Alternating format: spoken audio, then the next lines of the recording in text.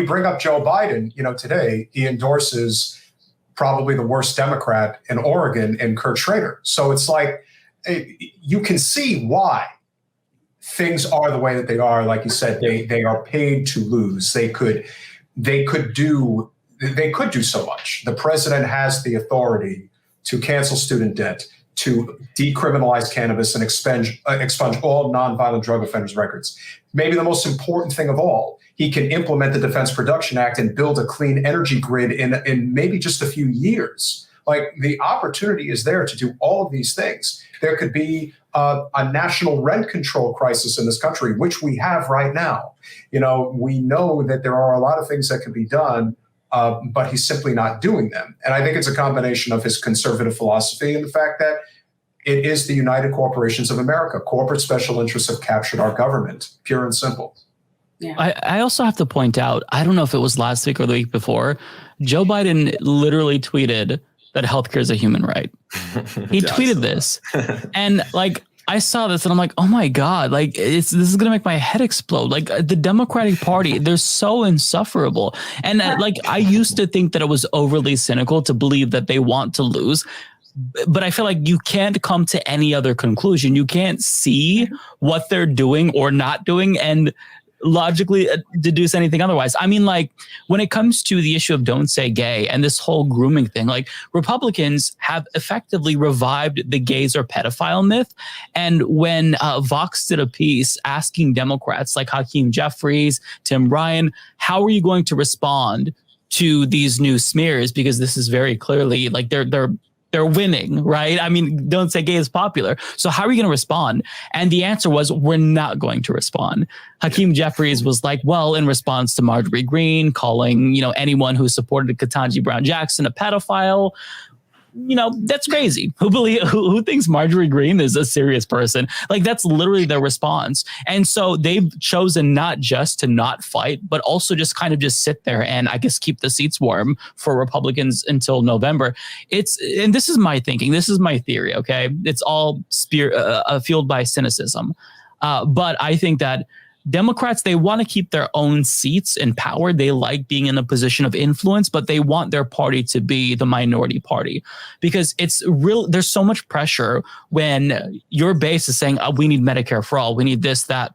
And then anything that you could implement would offend your donors. Now, think of how insane we've gone in this country where the moderate, Build Back Better, this is incrementalism. This is a moderate policy that moderates should, in theory, support. But moderates like Joe Manchin and Kyrsten Sinema blocked it. And even if it weren't for Joe Manchin or Kyrsten Sinema, it'd be John Tester, right? So the moderates wouldn't even let the moderate policies through. So we've fallen so far in this country that I can only deduce that Democrats will feel a huge feeling of relief when they lose, the ones that keep their seats, because now it's I don't have to come up with some weird excuse as to why we're not doing what we should be doing. Now I can just say, look at what the Republicans did. And I get it, right? The Republicans are batshit insane. They are psychopaths. We're one step away from them spitting on people publicly and shitting their pants. They're insane. So, I understand why that appeals to people, but you're not just going to win back voters and galvanize people by saying, look at how crazy they are. Because we're so polarized as a country, they can do the same thing and it works. They could say, oh, look at how woke the Democrats have become. And it works. So you have to fight. And the Democratic Party has chosen to not fight in any way, shape, or form, not even the basic things like incrementalism before. I mean, God, I remember the days when I was complaining about incrementalism. I mean, to even have incrementalism would be positive at this point. We are going backwards rapidly in this country. And there's no depth to where we won't sink. People think, oh, this is as bad as it's going to get. Oh, trust me, it could always get worse. This is America we're talking about here. Mike, so, I feel that so hard. I feel that so hard because with the UK, I've been thinking over the last couple of years, this is so bad. And I'm like, we're literally going to become Hungary, Poland, or even Russia in 20 or 30 years. And I can't believe it. And it's Labour has the same problem. Tony Blair hates Keir Starmer, apparently, according to a new report, because he's such a bad politician, because the Tories in this country are the most brazenly corrupt political party we've ever had. Rub it in your face, we're so corrupt. And he's such a bad politician, he won't nail them every single time. And for all Tony Blair, war criminal, should be in prison. he used to absolutely destroy the Tories for fun in Parliament when he was in opposition, and even when he was Prime Minister. And like with the Democrats, it's like, you could fight. You have so many people who will back you up, but you don't let the people who will fight for you, like Nina Turner, for example. That's a fighter right there. You don't let those people into the halls of power, so you end up with Nancy Pelosi's, who would don't even want to support Congress people having buying stocks and stuff because she has so many. It's like it feels so frustrating, especially when you're reading it through a Twitter screen and you're like, I wish I was there to own these people because it's so easy. But the only conclusion you can come to, of course, is that a lot of these people, they don't want to do it. And to another facet of it, the revolving doors of American politics and to a lesser extent UK politics, although I would say it's a bit different, is that they're lining up a cushy job afterwards. How good does it look to be in Congress in the minority, lecturing some CEO about how bad they are, or some, I don't know, Wells Fargo or stuff like that? Elizabeth Warren, she has this great reputation. What has she actually done? But then in the future, that might get her a nice cushy job because look how great you are. You fought the banks and stuff. I mean, she has done some things. I'm being a bit mean, but like, you know what I mean? It's just like, it's a complete, even like the squad and stuff. How much do we love them for what they say? But when it comes to actual action, because they've been in the minority or even sidelined in the Democratic Party, what have they actually done? And again, that's what I think it is for a lot of them. Build up a very good image of yourself. And then when your term's done, you get kicked off or you just leave, go into the private sector. Everyone's going to love you. Go get a nice cushy job. You'll be like absolutely loaded for the rest of your life. And Amy, if you can just comment, a perfect example is the San Francisco Chronicle put out an article today saying that California has an aging population, which is what makes Dianne Feinstein the perfect representative. Wow.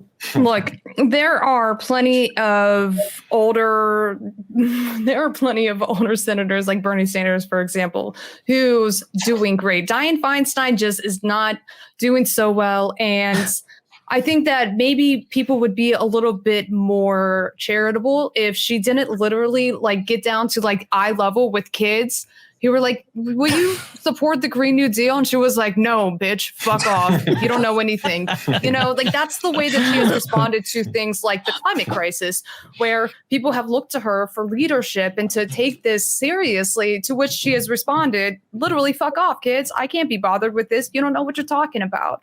So Dianne Feinstein is just one of the many examples of Democrats who are considered to be the more palatable options, who have, loads of experience. Dianne's been in politics her entire life, and she is the ideal Democrat. Nina Turner, for example, is not, because she not only educates people with her theory of change, she has a way of communicating and invoking her knowledge of just how bad the Democrats are and how it's neoliberal policies that is kind of holding together the hegemonic order that she can speak to. And I think that is the real threat, that Nina Turner does have that capacity to make people understand just how bad the Democrats are. I don't think AOC will go that far. Nina Turner does not feel so inclined to speak kindly to Nancy Pelosi and other establishment members of the Democratic Party. And that shows, and they have attacked her for it. So if there were more people like Nina Turner coming to join the squad, then I think that would maybe embolden, the current members to feel as though they have more political sway and they could use their numbers to leverage more political power down the line. It's just right now, I think they're being a little bit strategic and playing the long game because they know what could happen with a seniority-based body of government who will behind the scenes make it so they will not be able to amass any other power otherwise. So, I think it comes back to that seniority-based form of government where it's just the elderly population that's maintaining that status quo and will not bend to the will of the people. It's not just the Green New Deal either, or Medicare for all, but we don't stand a chance as constituents to have our public opinion, transformed into actual policy. And you can call it a generational divide. You can call it whatever you want. No major party is listening to the desires or wishes of their constituents. That's abundantly clear. And the reason why it seems as though Republicans are doing quite well is because the GOP makes something up that they will fight back against, such as CRT. So whenever there is no real threat that the Republicans have suggested, it seems as though they're doing more in comparison to the Democrats, who have these, make these grandstanding promises that they will make half measures, or they will take a progressive message and then they'll divide it, and then they'll promise a quarter of it and end up failing on those promises. So it looks as though the Democrats are much, much more incompetent and not necessarily loyal to their supporters in the way that Republicans seemingly are, because they're not necessarily, following through, or they don't need to follow through with their campaign promises because they're not real. Thanks for watching. If you want to support our mission to transform politics into service, please like this video, subscribe, follow us on social media, and consider joining our Patreon, where you'll get early access to our interviews as well as other exclusive content. Links are in the description. Peace out.